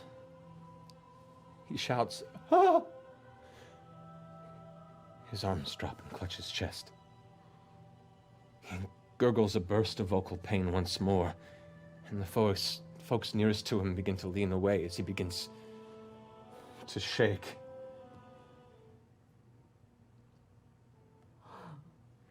You glance over as the old man yells out once more, as the skin on his arm suddenly begins to tear, the bones splitting from the flesh, writhing and cracking. Dust and blood shake from his wounds as his form swells. Screams begin to ring out from the audience around him, people rising up and running for the exit. Chaos breaks into the room around you. Toya's song abruptly ends, the little girl looking down with fright in her eyes, the devil toad glancing about worriedly, the half-orc and the fool rushing up beside him to look at the transforming man. The half-orc yells, escorting patrons to the exit, "Everyone, leave the tent now! Cowrie," as he points to the devil toad, "get her to safety!" The devil toad glances up and leaps with a sudden gust of strength to the top and grabs the center pole of the room as it begins to almost quiver to his weight. He grabs the little girl safely under his arm and leaps back down. What are you all doing? I invoke duplicity. You watch as her form suddenly dissipates into multiple, seemingly copies of her form of Jester. Yasha, we're gonna need those weapons back. I turn to Molly Mock. I go, man, I thought it was kind of lame at first, but this is awesome. Everyone get out right now. This isn't part of the show? Part of the show. I thought this was like really All good. people It's aren't too around in the show. Do they artsy, always you know? turn into It's very monsters? artsy. No. It's too artsy for me. Yasha, weapons, yes. The old man's body stops quaking, his flesh now gray and mangled like an ancient tree trunk. He turns, his eyes blood red and bulging, his lips curled into a horrifying grimace. The two Crowns Guard begin to try and make their way through the panicked crowd, but the people, like a wave of chaos, are keeping them at bay. I need everyone to roll initiative. Not, you're up. Okay, having seen the beautiful dwarven girl, was it? Mm-hmm. Yeah. Who sang and soothed a monster earlier in the show, I'm going to attempt to sing and soothe this monster. Okay. So I step forward and I open my mouth and I say, "And I will always soothe you." Can I shoot an arrow at? He's killing the memory of Can't let that go. Make a performance check. Performance Not check. can't live until. Oh, it's really good! It's really good. 18 minus 3, so that's 15. Okay. As you're singing out this discordant sound, nearby folks are covering their ears and glancing back and looking in surprise at this strange creature giving off this. Does it this die? horrible- No, however, it now ever taking a few hits nearby, its red eyes, or at least one red eye, like slips over to look in your direction. That's as much of an effect. Fuck! Go turn, Yasha, you're up. All right, Yasha. Okay. Yash. Yeah. Can I get to that? Can I get to the big beast? Yes, Beast number one. Big beast? 5, 10, 15, Big beast. 20, Big beast 25. Perfect. Yeah, through Okay, there. so You this can is get the to first there. time I've done this, so hopefully I won't do this wrong. I'm going to punch. I would like to rage. I'm gonna workshop it. I'll find something later. No, I like it. I like For it. now, it's a placeholder. Oh, Bo, you got this. Come on, Bo. In response to him, I say, I thought you said you didn't let in the sick. Just kill it! Jeez. And I come up and I want to do like a flying Superman. Kaboom. Yeah. wham! Go for it. First one. Okay, 16? That'll hit. Roll damage. Can I have my stat? Oh, I have my stat. You said you're doing but I it. said, You said Superman punch. Punch, man. It's fine. It's fine. okay, It's it's a fine. It's Superman fine. punch. Oh, is it good? Moving forward. Okay. Six damage. 6 points of damage. Natural 20. You watch as you sock it in the face and the jaw kind of breaks and then snaps back into place.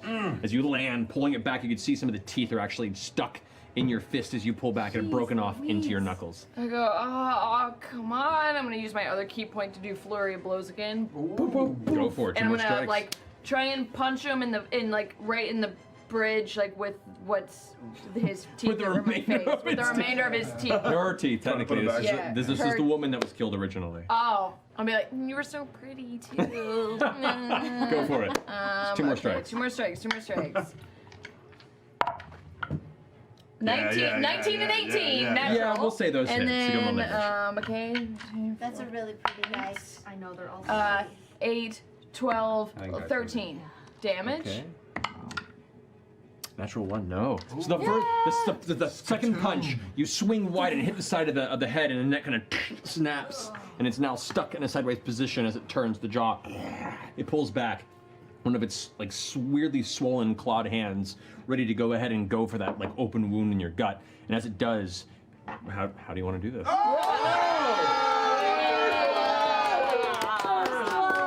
First blood. I'll like do the uppercut with the other one, and the one that has like its teeth in it. I want to go kind of right in between the bridge of the nose and like get the teeth right in the eyes and kind of just like break the nose bridge kind of into the brain. All You know right. that thing? Yeah. And as you do that, wham! You slam into its face. You watch as the skull caves in, the teeth piercing both of the red, bulging eyes, and with this horrible sucking, kind of sighing sound, it falls onto its back, no longer moving. The shadows released. I like grab my gash and fucked up ribs, and then immediately turn over me. Can I like do a perception check or an insight check on any of the ringleaders? On any of what was going on? The ringleader or the jester? That was your turn, unfortunately. Okay. That's your turn. That's fair. Okay, at this point, the current threats are down, and the crowd is just screaming and rushing. The two members of the Crown's Guard are rushed to the front, weapons ready, and they see both of these creatures bloodied and ruined across the base of this. In the midst of the chaos, one of them points out and goes like, You! Stay where you are! And you watch as the rest of the crowd slowly pushes through. You see as Gustav manages to make his way in and goes like, Dear God, what's happened here? Looks over towards Bo, the breaker, the half-orc who's now joined the rest of you, and goes, Sir, I don't know how I got in here. and everyone kind of looks around back at you. Bo looks to you, Gustav looks at you, Molly. What happened? One of them turned. I don't know what happened. There was a sick guy. There was an old sick guy, and he turned into a zombie. And I run over and I cast Cure Wounds on Bo. Oh, thank you, man. I'm pretty down. Whoa. Are you sick too? I would say Did you that. get hurt? I'm a little. I'm bloody. Hold on 2 seconds. I'm going to cure her, and then I'll cure you too. Gosh, have you ever seen anything like this happen before? No. Never. There you go. No one may ever. 7 points. That's all I could cure. That's This level is amazing. great. That's great. All of the I'm voids. gonna drop my sword. Oh, that's better for you. 10 for you. Oh, yep. That'll help. Okay. At this point, the two Crown's Guard that are there are trying desperately to maintain control. But you can see they're visibly shaken, and they look glance at each other like they're a little out of their depths at the moment. It's like, stay where you are! Don't go anywhere! I don't know wherever will I go. And he turns to the one who's at the front, looks to the other one who just made his way through and goes, So Vemin, find someone! Bring the rest of the guard, please! Right, sir. And he goes ahead and pushes his way towards the back as the rest of the crowd just runs should out. scatter Now with the crowd. everyone in the crowd has mostly pushed out of the tent. The last few dregs are pushing through. Children crying, people who of Trostamol just exiting out the flaps as they close. And you're all kind of standing there, weapons in your hands, wondering what to do. What are the corpses doing now that they've fallen? They're both unmoving, like, just Changing? ruined, torn apart, and just Can I no more. search the corpse of the woman? As you can. As you go to move to it, both of your forms kind of merge. The Crown's Guard goes like, Don't move! Which one? Both. He looks genuinely confused. When I'm going, which one? I make my second form just kind of dart forward and start searching the body. Okay. It mimics searching a body. I It's can't really not tell. actually you. It begins rifling imaginary things out of their pockets. Look at all the stuff that one's finding over there. Can you turn and look? And I try to search the other guy. Make a deception check to Okay. try and try and deceive him to glance over. Not bad. Hey. 19. Oh, wow. He goes, what over there? Looks over as you jump over quickly and begin kind of searching through it. You guys watch her do this, and there's like a clear line of sight. As soon as he turns back, He's gonna notice her rifling through the other corpse. Is Gustav still in here? Gustav is now walking up, and he's like, hands up in the air, and it's like, I am terribly sorry. This has never happened. I don't know what happened. What happened? We've never seen anything like it before. He gripped his heart and fell over and turned into that thing. It was when. What's with the? It was when Toya started singing. Yeah, what's with the dwarven girl? Why? Nothing like this. No, she's been singing with us for over 2 years now. How'd she come to you? She's a pretty young girl. She had no family, and she was singing in the street for change, and there was an opportunity. We seized it. We gave her a family she didn't have. Put your hands down. The Crown's Guard was like, it's fine, just don't move. Did I find anything? Make an investigation check. She uses a different dice for everything, Shut Travis? Is that what I'm dealing with now? You're not even ready. 14. So excited. You managed to you rifle through the old man's body, through the stringing bits of the gore. And you managed I found some intestines. and you do find 3 pieces of silver that are just coated in blood. A few moments pass. The rest of the people are gone, and it's just this awkward quiet. And at this point, you watch as Orna, the fire fairy who had previously performed, kind of walks in and goes like, "I'm sorry, what has happened here?" Your little dwarf girl was singing, and she turns people into zombies. I feel that was entirely coincidental. I'm really not sure the two things are related. We just had this. Something was wrong with this man. See, it's interesting because I would say the opposite. I would say it wasn't that coincidental because I would you. agree. It seemed to happen with the We've seen her Yeah. sing dozens, hundreds of times. Nothing like this has ever happened. I've seen people sit in the front row hundreds of times. Nothing like this has ever had happened. the elderly and the sick in these tents before? Yeah, You you said it's also forbidden? happen to be very explicit on your Oh. page that you don't want the sick. Good So stuff.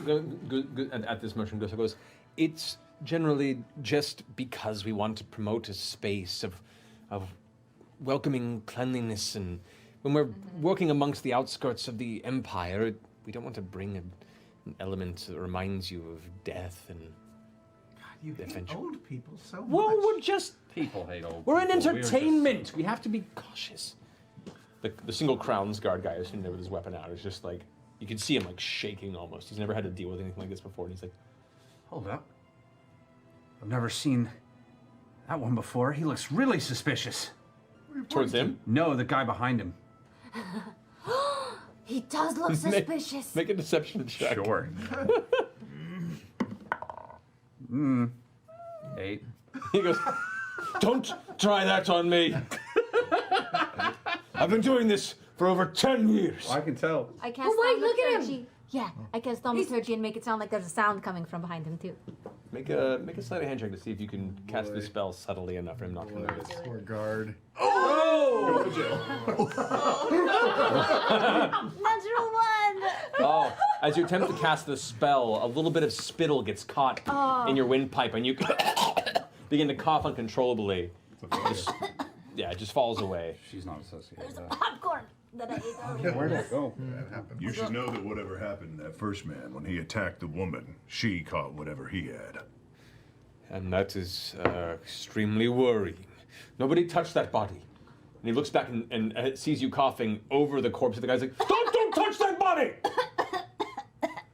Are you I sick? have bloody fingers as I ghost. Someone hold her down. If she's sick, it turns into one of these. I will not suddenly cut you. She's fine. Just calm down. You're we've not already making the killed two of situation them. better.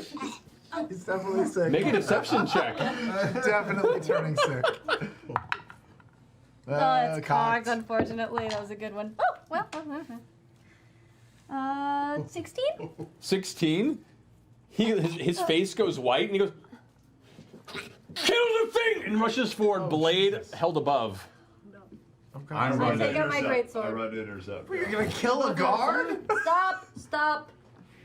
He kind of holds back. He turns to you and sees you standing like a full 4 inches taller than him with a much larger blade and goes like, with one hand even, he goes like, "Look, if she's going to become one of these things, we have to stop her now." Yeah, sure, we'll totally totally kill me. Don't worry, you can leave. Chester, jokes are great until they get you killed. Man, she's joking. She's joking.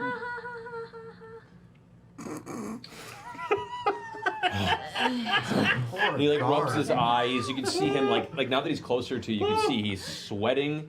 He's scared. He's generally trying the best he can to use whatever training he's received to deal with a scenario he was not trained for. This is the King's Guard guy? One of the Crown's Guard. The Crown's Guard are yeah, they're all generally hired and trained militia that are sent amongst all the cities to keep the peace. What's your name, man?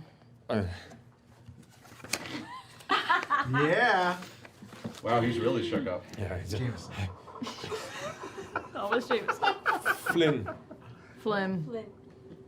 How long you been doing this? You said 10 years? 10 years, 2 months ago. 10 years. Happy 10-year anniversary. Yeah, congrats. Did you get like a nice watch or like a commemorative tankard? They don't have watches here. Shit. Did you get a commemorative tankard? Forget the watch part. No. Don't move. I'm not moving, man. Hey, When hey, you- hey, Flynn. Hey, Flynn. Hey, man. How about first we put the swords down because we kind of like All of us have our helped. weapons down. Yeah. You're fine. Are any of us high charisma? At this point, Because it No. don't seem like No. the flaps at the front of the tent, the entranceway, fold in, and you watch as 1, 2, Oh, shit. 3, 4, 6, 10 Crown's Guard begin filtering into the chamber. He watches one man who, the one who has his helmet off and kind of under his shoulder. He's maybe in his early 40s or so, very short brown hair with patches of gray, somewhat jaundiced skin. Molly, you've encountered this man once before when you entered the city. He approaches Gustav right now with a commanding voice. I had a gut feeling that you were nothing but trouble when you came into our town. Gustav turns around. I guarantee to you, my friend, I have no idea. What happened here? The Crown's Guard has been shaking hands and goes, Sir Flynn, there was a creature, this carnival seemed to create some sort of terrible entity that killed and then created a secondary beast. I watched it with my own eyes from the back row. And the man turns back towards Gustav and the rest of you. And who else saw that? We did. Well, we saw an old guy turn into a zombie, but it's possible that he just died because he was old, and then he had the zombie curse on him and just turned, you know? Because that happens a lot. Gustav, it's no use. We've been found out. Our terrible plot to make a zombie rampage through our carnival has been discovered. Whatever will we do now that we've been discovered for our brilliant plot to make a zombie ruin our circus? My Flynn God. turns to you and goes like, Put your weapons down, we will arrest you immediately! I'm literally holding nothing but my hands. I mean, I'm sorry, but we are basically a group of strangers. Most of us don't know each other. We all have the same story. There was a show, an old man became a thing, and we helped destroy it. This one destroyed it. What more do you want from us? Ruined our show. Flynn turns back and says, Watchmaster, what should we do? And the man with the helmet under his arm walks forward, walks to Gustav and gives him one look over, still a few inches shorter than him, but looks at him with a sense of purpose and social status that has a sense of disinterest and disrespect. You, sir, and your orc, and your circus are considered currently under arrest. Who else belongs to your merry band? He looks about at this and Gustav goes, the orc glances back at the two of you and goes, the rest of them are just purveyors of our performances. He was just joking earlier, right? Make a deception check. Oh. Oh boy. Nope. Oh no. And you Is that a 1? Yeah, are also under arrest. Oh no. Oh no. The rest of you, what are your names? Surely. Temple. Caleb Widowguest. Not supposed to tell them. Bo, same as him. Bo. I am Bo. Pointed to me. With the NPC, Bo, but it works. Using the holodeck, man. Here's the thing, oh, it's Mary, by the way, but, I think I know who might know what has happened here. Do you? Tell me. I'll have to go Mary. get her. And who is this? She is the singer that made this all happen. Flynn, escort this woman to retrieve this individual she speaks of. And Flynn kind of nods and walks over towards you. She's really shy though, and I hear she only talks to tieflings. So you should probably send Stay where you my brother are. along, because he's really good with that stuff. With that. Try not to stab any random people on your way there, Flynn. You're doing good. My men tell me that the rest of you helped destroy these fiends. Is that correct? Yeah. Yeah? Yeah. Well, then on the behalf of the Starosta, I appreciate your aid. But until this investigation is complete, you are all under investigation from us. Where are you staying? The Nestle Nook Inn. Good. Nested nook. Yep. Nestled. Nestle? Yeah, right. Oh, shit. One letter, I have god an damn it. intelligence of 14. I know what I'm doing. Hey! Do not, Upgrade you. do not leave the city unless you are told otherwise. Should you do so, I have your names, and I can have the full might of the Cerberus Assembly track you down. You, Flynn, retrieve this girl. While you all stand in this tent, Flynn approaches you and kind of walks a little bit behind you, weapon drawn, but at the side. Do you lead him out of the tent? Okay. So you walk to the performer's flap, and as you walk out, you can see kind of backed up into the number of tents that are set up, and some of the carts. Other members of the circus are hiding, and as soon as you exit out the front and they see you before the Crown's Guard, they all immediately scatter and vanish into the nearby shadows out of sight. The two of you walk out into the center, kind of the fire crackling in the small pit off to the side. All right, where is this this girl you speak of? She's in the back in the tents. Show me. Follow me. Okay, he follows you. Which tent do you lead him to? Back over here. Over here? Yeah. Okay, there's a larger tent. As he walks by your side, there's the flap. It's slightly open. Seducing. I know, right? He walks in. Go get her. She won't talk to me. She's too scared of me. All right. Gets his weapon ready, and he just kind of walks into the tent. I close the tent and I take off. Okay. She's so smart. There's a few moments before in the distance you hear a voice say, "The tent is empty. What are you talking about? Hello? Hello?" And you don't look back, and you just run into the darkness of night, into the marrow fields, and disappear. But that's so mysterious. That's ruddy mysterious. While that was happening, I would Ruddy also, mysterious. I'm close to the edge of the tent, and at some point I just summoned Frumpkin. I have up to 30 feet outside the tent. So Frumpkin's out there. Okay. Within 100 feet. Frumpkin keeps watch. The Watchmaster, as you heard him notified earlier, turns to the rest of you. So, the investigation will begin. If any information comes to light that could alleviate you of the charges brought to this carnival, come to me and let me know. If you have no answers before we complete this investigation, then I believe you all will fall into the judgment.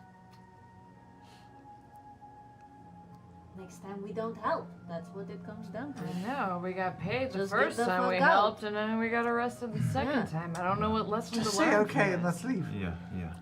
So, the guards escort you out of the tent. Molly, you're stuck behind with Gustav and Bo the Breaker, with a guard of 5 Crown's guards set to keep watch.